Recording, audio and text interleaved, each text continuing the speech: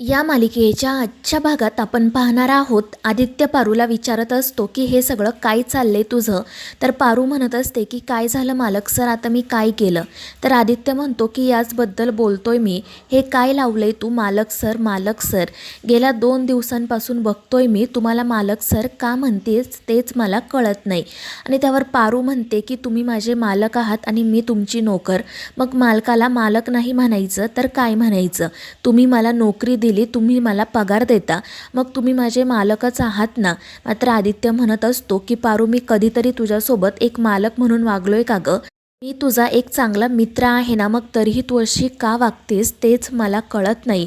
मात्र पारू म्हणत असते की मालक सर, मी काही चुकीचं वागत नाहीये, उलट माणसाने ना आपली पायरी ओळखून वागावी असं मला कळलंय. आणि त्या दोघांचं ते बोलणं सुरू असतानाच एक माणूस त्या ठिकाणी येतो आणि लपून त्यांचं बोलणं ऐकत राहतो.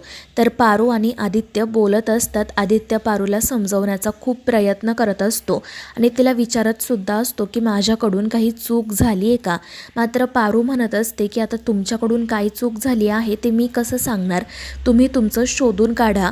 कधीकधी माणूस कामाच्या गडबडीमध्ये असा एखादा शब्द बोलून जातो की ज्यामुळे दुसऱ्याला वाईट वाटतं. त्यावर आदित्य तिला म्हणतो की पारू, ही कोडी सोडवण्यात मला आता कोणताही रस नाहीये, तू प्लीज मला सांग नेमकं काय घडलंय ते. पण पारू त्याला काही सांगत नाही आणि तेथून निघून जाते. त्यामुळे आदित्य काळजीत पडतो. दुसरीकडे श्रीकांत आणि अहिल्या बोलत असतात.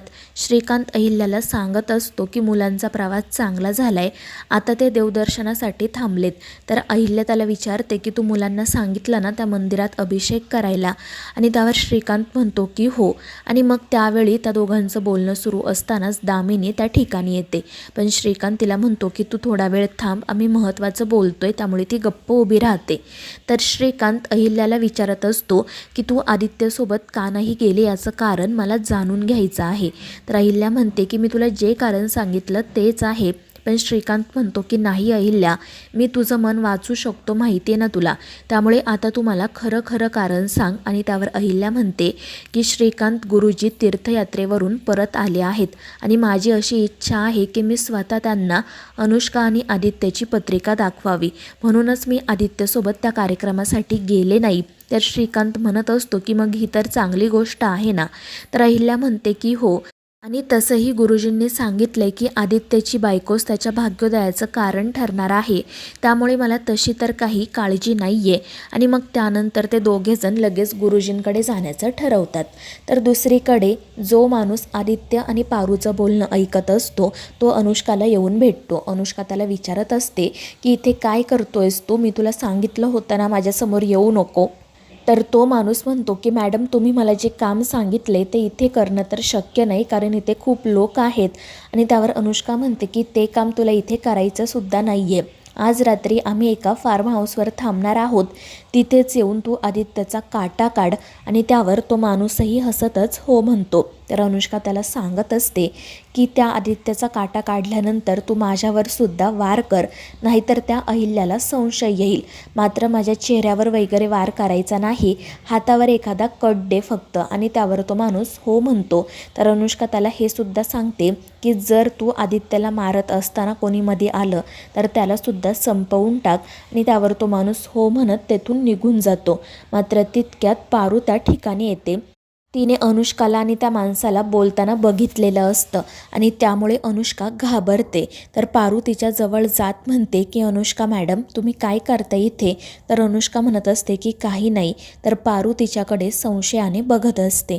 दुसरीकडे मारुती त्याच्याकडे किती पैसे आहेत हे बघत असतो आणि त्याच्या लक्षात येतं की त्याच्याकडे आता फक्त 20,000च राहिलेत आणि बाकीचे पैसे त्याने पारूच्या लग्नासाठी साचवून ठेवलेले असतात. तो म्हणत असतो की जर ही पूजा नाही केली तर पारूच्या जीवाला धोका निर्माण होईल आणि जर तिला काही झालं तर मग तिचं लग्न तरी कसं होईल. पैशांची आता काहीतरी जुळवाजुळव करायलाच हवी. आणि त्याचं हे सगळं बोलणं आणि विचार सुरू असतानाच प्रीतम आणि प्रिया त्या ठिकाणी येतात. तर मारुती स्वतःशीच म्हणत असतो की मी एक बाप म्हणून खरंच खूप नालायक ठरलोय, मी माझ्या पोरीच्या लग्नासाठी तडजोडही करू शकत नाहीये. आणि तितक्यात प्रिया प्रीतम त्या ठिकाणी येत मारुतीला काय झाले ते विचारतात, पण मारुती त्यांना काही सांगत नाही. प्रिया म्हणत असते की मारुती मामा, आज तुम्ही खरंच खूप वेगळे वाटताय, तुमची खूप चिडचिड होती का, काय झाले प्लीज आम्हाला सांगा. पण मारुती तिला काही सांगत नाही.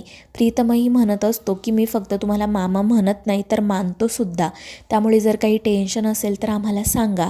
पण मारुती तरीही त्या दोघांना काही सांगत नाही आणि मग नाईलाजाने ते दोघेजण तेथून निघून जातात. तर मारुती म्हणत असतो की मला ही पूजा काही करून पूर्ण करायलाच हवी.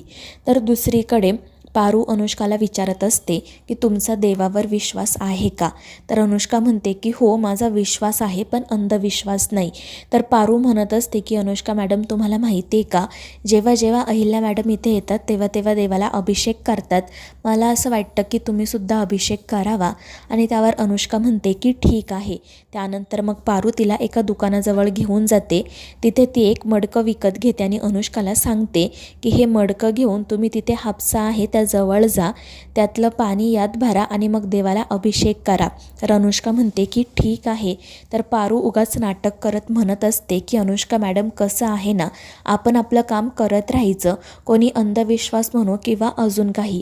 त्यावर अनुष्का म्हणते की ठीक आहे पारू आणि मग ती तेथून जाण्यासाठी निघते.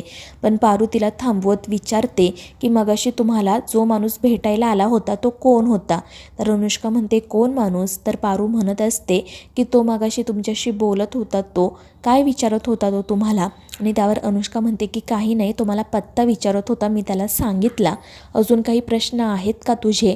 आणि त्यावर पारू नाही म्हणते. तर अनुष्का ते मडकं घेऊन त्या हापशाजवळ जाण्यासाठी निघते. तर त्या दुकानातली बाई पारूला म्हणत असते की अगं पोरी, त्या हापशाला गेली 2 वर्ष पाणी आलं नाही, मग तू त्यांना तिकडे का पाठवलं. तर पारू हसतच म्हणते की 2 वर्ष पाणी नाही आलं, पण आता नक्की येईल. दुसरीकडे अनुष्का ते मडकं घेऊन जात असते. तितक्यात तिला आदित्य दिसतो. ती आदित्यजवळ जात म्हणते की आदित्य आपल्याला इथे अभिषेकसुद्धा करायचा आहे. तर आदित्य म्हणत असतो की का. तर अनुष्का सांगते की मला मगाशी एका माणसाने सांगितलं की जेव्हा जेव्हा अहिल्या मॅडम इथे येतात तेव्हा तेव्हा त्या अभिषेक करतात आणि असं म्हणतात की अभिषेक केल्यानंतर संसार सुखाचा होतो, त्यामुळे माझी अशी इच्छा आहे की आपण दोघांनी हा अभिषेक करावा. आणि त्यावर आदित्यही खुश होत हो म्हणतो. आणि मग ते दोघेजण ते मडकं घेऊन तिथे जो हापसा असतो तिथे जातात. आणि मग पारूसुद्धा त्या ठिकाणी येते आणि हसतच त्या दोघांची फजिती बघायला बसते. तर आदित्य आणि अनुष्का खूप प्रयत्न करत असतात, पण तरीही त्या हापशामधून काही पाणी येत नाही. आणि ते बघून पारू हसतच मनाशी म्हणते की आदित्य सर मला माफ करा, मी तुमची काही मदत करू शकत नाही, कारण मी तर फक्त एक नोकर आहे ना. तर इकडे आदित्य खूप दमलेला असतो. तर तिथे जवळ एक माणूस त्या दोघांची ही सगळी मजा बघत असतो. तर पारू हसतच म्हणते की आदित्य सर तुम्ही घाबरू नका, तुम्ही नक्की प्रयत्न करत राहा, हापशाला पाणी येईल. आणि त्यामुळे आदित्य म्हणतो की ठीक आहे. आणि मग त्यावेळी तो माणूस हसायला लागतो. तर आदित्य आणि अनुष्का त्याला काय झाले ते विचारत असतात आणि तितक्यात पारू बॉटलमधून पाणी घेऊन येते आणि ते पाणी त्या मडक्यामध्ये टाकत म्हणते की बघा मालक सर, बघा अनुष्का मॅडम, हापशाला पाणी आलं, आता चला आपण पटकन जाऊन अभिषेक करूयात. आणि त्यामुळे अनुष्का खूप खुश होते आणि मग ती ते मडकं घेऊन देवळात जाते. आदित्य मात्र म्हणत असतो की इतका वेळ मी प्रयत्न करत होतो तेव्हा तर पाणी नाही आलं, मग असं अचानक पाणी कसं काय आलं. आणि त्याच वेळी तो त्यांच्यावर हसणारा माणूस त्या ठिकाणी येत म्हणतो की खरं खरं सांगा, तुमच्या बायकोचं आणि तुमचं भांडण झालं आहे ना, म्हणूनच तुमच्या बायकोने तुमची अशी खोड मोडली. आणि ते ऐकून आदित्य म्हणतो की हे काय बोलताय तुम्ही. तर तो माणूस म्हणत असतो की या बायकांना असंच करतात, माझ्या बायकोने सुद्धा माझ्यासोबत एकदा असंच केलं होतं, पण मी तुम्हाला सांगतोय की बायकोसोबत ना यापुढे कधीही भांडू नका, नाहीतर तिने तुमची फजिती केलीच म्हणून समजा. त्यामुळे आदित्याला प्रश्न पडतो की खरंच पारूने असं काही केलं असेल का. तर मित्रांनो, या मालिकेच्या पुढील भागांच्या अपडेट्ससाठी आपल्या चॅनेलला सबस्क्राईब करा.